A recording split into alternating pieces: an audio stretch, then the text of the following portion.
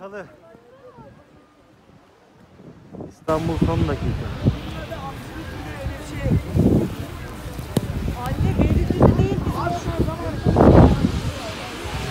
Trafik kilit. Araçların hepsi yolda kaldı. Göz gözü görmüyor.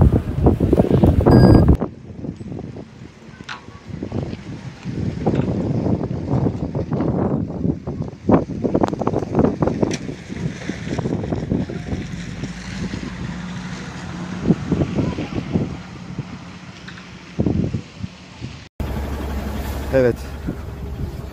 Burası Hadımköy Mahmut Bey otoban yolu. Şu an otobandayız. Mahmut Bey yönüne doğru.